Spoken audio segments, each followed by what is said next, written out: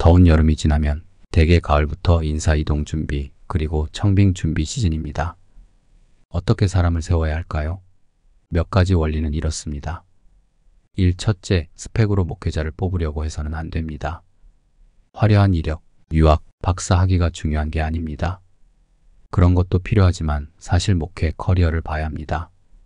이전 교회에서 어떻게 목회를 했는지 살펴봐야 합니다. 대부분 이력, 스펙에 속아서 청빙에 왔다가 큰 코 다치는 경우가 있습니다. 일반적으로 이력과 자기소개서는 자기 자신이 적는 것입니다. 단점보다는 장점, 진솔보다는 화려하게 적게 되어 있습니다. 부풀려 있을 수 있고 그 사람보다 더 잘 포장되어 있을 수 있습니다. 이 둘째, 추천자 혹 추천서를 다 믿어서는 안 됩니다. 추천자는 자기가 추천하는 사람을 당연히 좋게 말합니다. 추천서도 긍정적으로 잘 되도록 기술해 줍니다. 그냥 지인이기에 추천하는 것입니다. 그런데 그런 추천서에 안 좋을 내용을 적을까요? 특히 중대형 교회는 목회자를 잘 내보내야 하는 사명이 있습니다. 그런 곳에서 추천해 줄 때 아주 대단히 이상한 사람이 아니라면 다 좋게 써줍니다. 그런 추천서로는 사람을 분별하기 쉽지 않습니다. 3. 셋째, 한 곳에 오래 있지 않은 사람은 숙고해야 합니다. 이상한 교회 그리고 담임 목회를 만나 몇 개월 만에 혹 1년 안에 옮길 수 있습니다. 이런 상황 가운데도 최소 12년은 있으면 좋은데요. 그런데 매번 가는 곳마다 12년 만에 이동하는 목회자는 심층 면접을 하거나 재고해야 합니다. 특히 목회자는 옮길 때 임지를 옮기는 텀이 있습니다. 목회자의 중요한 요소는 지속성입니다. 마음에 들지 않더라도 최소 1년은 같이 하고 되도록 지속적으로 섬길 때 열매를 볼 수 있습니다.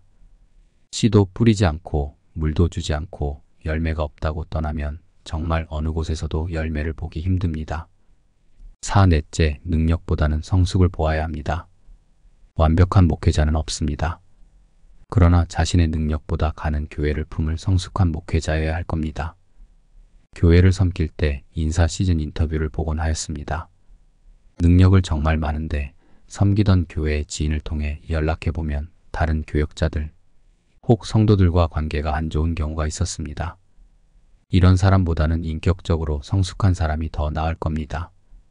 5. 다섯째, 명확한 소명이 있어야 할 것입니다. 하나님이 목회자로 부르신 소명이 있어야 합니다. 이런 소명이 없으면 목회자 자신이 흔들리고 섬기는 교회와 성도들에게 오히려 시험거리가 될 수 있습니다. 6. 여섯째, 진, 정. 성 있는 목회자인지 보아야 합니다.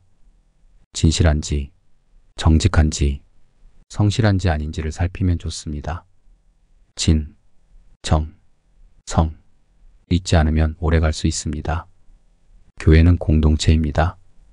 공동체는 12년 같이 하다가 끝나지 않습니다. 길게 같이 있으려면 진, 정, 성이 있어야 가능합니다. 7. 일곱째, 드라이브를 걸 수 있어야 합니다. 지금 조국 교회는 위기에 있습니다. 교회마다, 그 교회 부서마다 돌파하고 다시 예배부터 세워나가야 합니다. 이렇게 하려면 드라이브를 걸 줄 알아야 합니다. 타구에서 공이 떨어질 때 드라이브 기술을 걸면 공은 포물선을 그리고 넘어갑니다.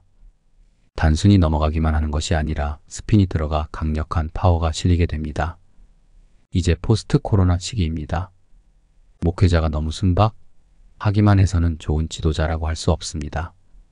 그럼 이런 목회자를 어떻게 청빙할 수 있을까요? 거의 불가능할 수 있습니다. 그러나 교회가 노력해야 합니다. 찾고 찾아서 자신의 교회와 맞는 목회자를 청빙해야 합니다.